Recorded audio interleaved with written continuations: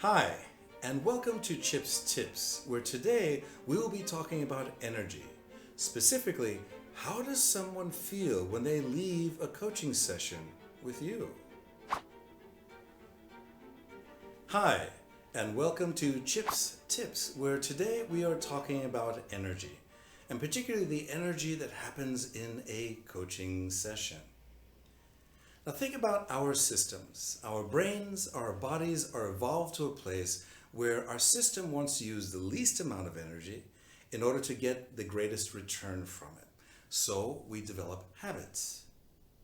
Now the job of a coach is to help someone to change behaviors, change habits, change ritual patterns that they've gotten into that no longer are useful for them in the future they're seeking to attain. When you ask someone to change their thinking, it requires energy. When you ask someone to change their physiology, that shift requires energy. So the place where the counterpart gathers that energy and the strategy to move forward is during the coaching session. Over the years of delivering coaching, I've noticed that new coaches learn an interesting body position.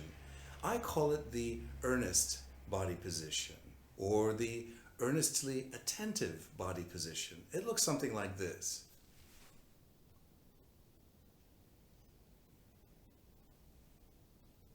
Or some variation of that theme. Now think of that as a coach's favorite song. Imagine inviting a friend over and playing your favorite song for them.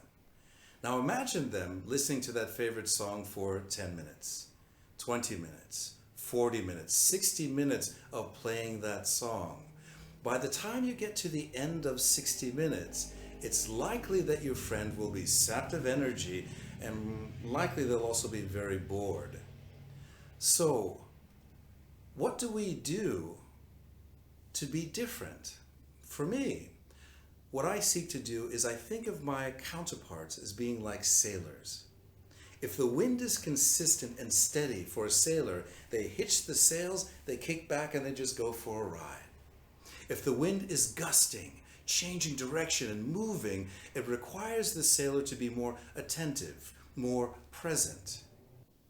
So what are some of the shifts and changes that we can make in order to create that gustiness? Well, one thing that we can do is to change the pacing of the questions that we ask. At times we're asking them quickly, at other times we're asking the questions much more slowly. We can shift the size of our gestures from smaller gestures to larger gestures. Move in closer to our counterpart, move further away. And importantly, voice modulation, using a variety of notes rather than simply asking the question within one or two notes the whole time.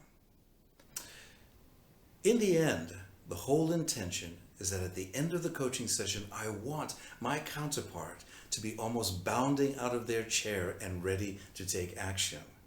And whether they're an introvert or an extrovert, that energy shift is going to be apparent. Most importantly, I want my counterpart to leave the session with a sense of agency, a sense of ability and readiness to take action. Thanks once again for joining us. Remember to like this video and add in comments. Feel free to share it, and importantly, be sure to subscribe. When you press that bell, it gives you the opportunity to choose how often you receive notifications when a new video has been loaded. Thanks again for joining us. I look forward to our ongoing journey.